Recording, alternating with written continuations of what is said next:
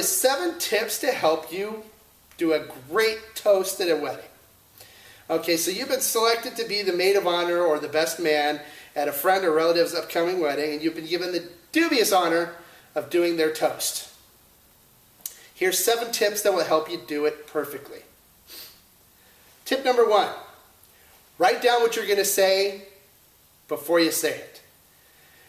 And I mean like a week in advance. Write down what you're going to say, read through it, polish it, make sure it's perfect. Write down, and if you don't want to write everything down in a full paragraph, word for word, write down bullet points and think about what you're going to talk about each of those.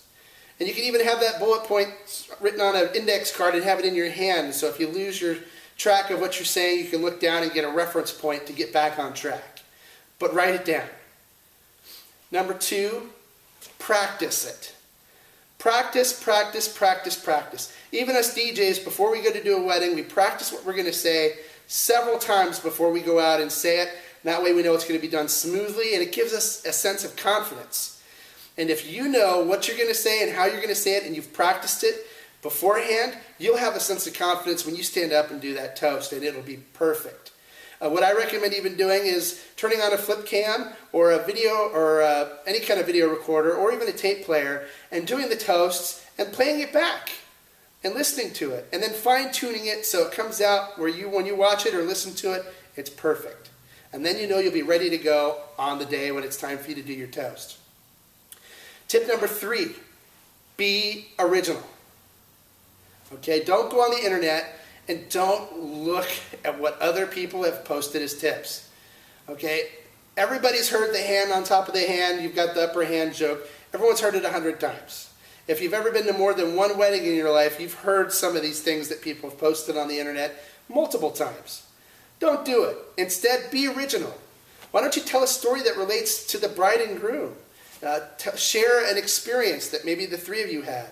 Or share how you feel about how special their love is together. But just don't get too risque and don't get into any topics that the bride and groom wouldn't want you to talk about. Keep it special, but keep it so it's original, so it's different, so it's unique, so it's specific to the bride and groom. Okay, tip number 4 is leave the exes out of it. Do not bring up ex-wives, ex-girlfriends, ex-lovers, ex-boyfriends, ex-husbands. No exes. Leave them out of the speech altogether. Okay? It's better that you not even talk about them during the speech at all, period. It makes for a horrible experience for people. The next tip, keep it short. Shoot for 5 minutes at the max. You go any longer than 5 minutes and people are going to get a little restless. Keep it short and you'll be in great shape. The next tip, keep it clean. No profanity or no risque topics. Just remember, you could have people that go to church and that, as well as children as your guests, and you don't want to make sure that you don't offend them or teach the kids something that they shouldn't know at their age. Keep it clean. Last but not least, don't forget to raise a glass and toast the bride and groom. I can't tell you how many times a best man or maid of honor have gotten up to do a toast, had done a fairly decent job of shooting it off the top of their head, but then they forgot to raise the glass, and that's the whole reason why they're there. Raise the glass and toast the bride and groom. So there's 7 tips. For more information on these, feel free to check us out on our blog, listed below.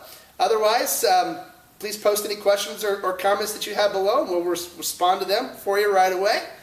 And we look forward to seeing you next time right here on the Daily DJ Dish.